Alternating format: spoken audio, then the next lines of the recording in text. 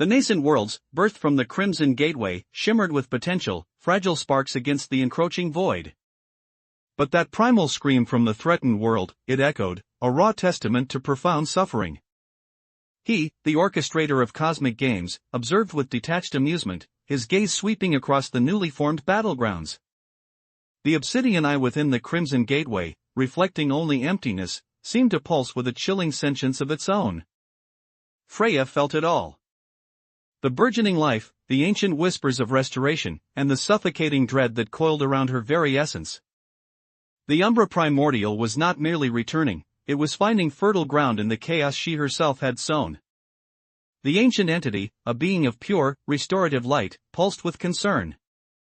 The echoes of the void are strong, it resonated, its voice a gentle balm against the rising terror.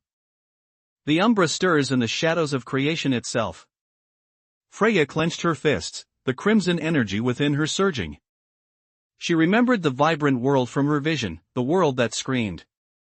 "I will not let it be consumed," she declared, her voice a fierce defiance against the cosmic indifference. He chuckled, a dry, rasping sound that sent shivers down Freya's spine. "Consumption is but one facet of the cycle, Harbinger. You have merely provided new delicacies." He gestured, and the obsidian eye in the gateway widened, revealing not just the void, but a swirling vortex of pure, destructive energy, a mirror of his own annihilated power. The nascent worlds flickered, their light dimming under the spectral onslaught.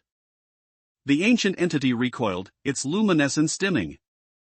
"This is not creation," it whispered, its tone filled with dread. "This is oblivion." Freya stepped forward, placing herself between the gateway and the fragile new life. The crimson energy within her roared, a protective inferno. She felt the universe holding its breath. Could she, the conduit of creation, also become its shield against utter annihilation? The obsidian eye fixed on her, its depths promising an eternity of nothingness. A single, cold thought pierced through the cosmic din: what if he wasn't the true architect of this game? What if something far older, far more malevolent, was pulling the strings from beyond the void? The vortex in the gateway intensified, drawing in the light of the nascent worlds. Freya felt her own essence being stretched, a desperate gambit forming in her mind. She would become the ultimate conduit, not just of creation, but of defiance. But the cost might be everything. The ancient entity cried out, "Freya, no! You cannot contain the uncontainable." But Freya's eyes, now blazing with a fierce crimson light, were fixed on the obsidian eye. She was ready to burn the universe to save it, even if it meant becoming the very darkness she fought. Suddenly, a new sound emerged from the vortex, a low, guttural hum that vibrated through the very fabric of reality.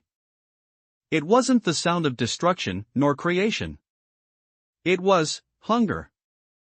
And then, a single, impossibly large, skeletal hand, dripping with the same black ichor that clung to the obsidian eye, began to emerge from the gateway. He paused, a flicker of something akin to surprise crossing his features for the first time. "Interesting," he murmured, a cruel smile returning.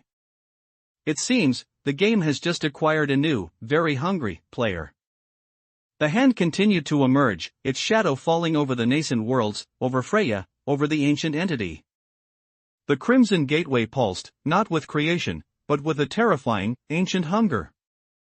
The primal scream from the threatened world returned, now a deafening roar of pure terror. Freya felt a chilling realization dawn: she hadn't just opened a gateway to restoration, she had opened a door to a primordial nightmare that predated even him.